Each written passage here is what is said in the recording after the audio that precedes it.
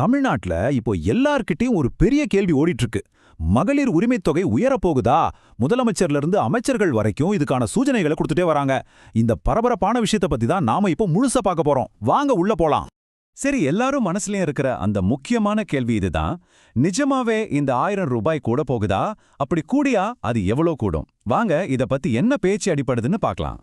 இப்போதைக்கு கிடைக்கிற 1000 ரூபாய் 1500 ரூபாயாவோ, ஏன் 2000 ரூபாயா கூட மாறலான்னு ஒரு வலுவான பேச்சு இருக்கு.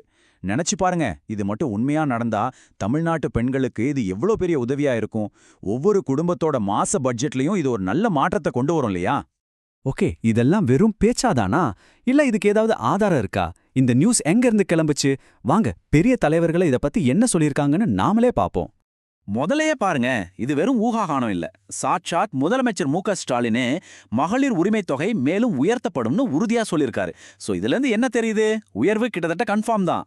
முதலமைச்சர் சொன்னதை இன்னும் உறுதிப்படுத்துற மாதிரி அமைச்சர் பெரியசாமியும் ஒரு படி மேல போய் சீக்கிரமே பெண்களுக்கு ஒரு நல்ல செய்தி வரும்னு சொல்லியிருக்காரு.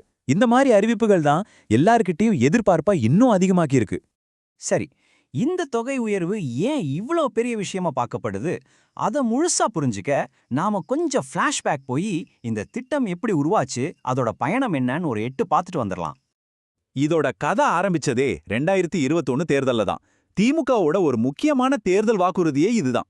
சொன்ன மாதிரி கொண்டு வர கொஞ்சம் தாமதமாச்சு. ஆனா செப்டம்பர் 2023ல அண்ணா பிறந்தநாள் அன்னிக்கு இந்த திட்டத்தை வெற்றிகரமா தொடங்கிட்டாங்க. அதோட நிக்காம டிசம்பர் மாசம் 2வது கட்டமா இன்னும் நிறைய பேரையும் இதுல சேர்த்தாங்க.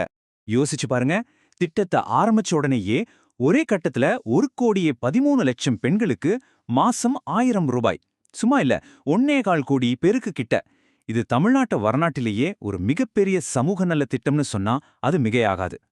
அதோடயே இது முடியல. 2வது கட்டமா டிசம்பர்ல இன்னொரு கிட்டத்தட்ட 17 லட்சம் பேர் இதுல சேர்த்தாங்க. அப்ப பாத்துக்கோங்க, இந்த திட்டம் எவ்வளவு குடும்பங்களுக்கு ஒரு பெரிய உதவியா இருக்குன்னு. நாம பேசுற இந்த கோடிக்கணக்கான எண்கள் எல்லாம் வெறும் கணக்கு இல்லைங்க. இதுக்கு பின்னாடி ஒரு முக்கியமான நோக்கம் இருக்கு. ஒவ்வொரு பெண்ணோட கையிலையும் மாசா மாசம் ஒரு தொகை இருந்தா அது அவங்களுக்கு எவ்வளோ பெரிய தன்னம்பிக்கையையும் பொருளாதார சுதந்திரத்தையும் கொடுக்கும். அதுதான் இந்த திட்டத்தோட அசல் நோக்கம். ஓகே, இப்போ இந்த திட்டம் நல்லா போயிட்டு இருக்கு. இதனால என்ன தாக்கம் ஏற்பட்டிருக்கு? ரொம்ப முக்கியமா இதுக்கப்புறம் என்ன நடக்க போகுது? இப்போதைக்கு கிடைக்கிற தகவல் படி தொகையை எவ்வளோ கூட்டலான்னு கட்சிக்குள்ள தீவிரமா ஆலோசிச்சுட்டு இருக்காங்களாம். அதே நேரத்துல இன்னும் தகுதி இருந்தும் பணம் கிடைக்காதவங்களையும் லிஸ்ட்ல சேர்க்கிற வேலை நடந்துட்டு இருக்கு. சோ அந்த நல்ல செய்தி எப்போ வேணும்னாலும் வரலான்னு நாம எதிர்பார்க்கலாம். ஆக மொத்தம் நாம எல்லாரும் ஒரே ஒரு கேள்விக்கு தான் பதில் தேடிட்டு இருக்கோம். அந்த அறிவிப்பு எப்போ வரும்? ஒருவேளை இந்த தொகை 1500ஆவோ இல்ல 2000ஆவோ மாறினா அது தமிழ்நாட்டுல லட்சக்கணக்கான குடும்பங்களோட வாழ்க்கையில எவ்வளோ பெரிய மாற்றத்தை கொண்டு வரும்? அந்த அதிகாரப்பூர்வ அறிவிப்புக்காக நாமளும் காத்திருப்போம்.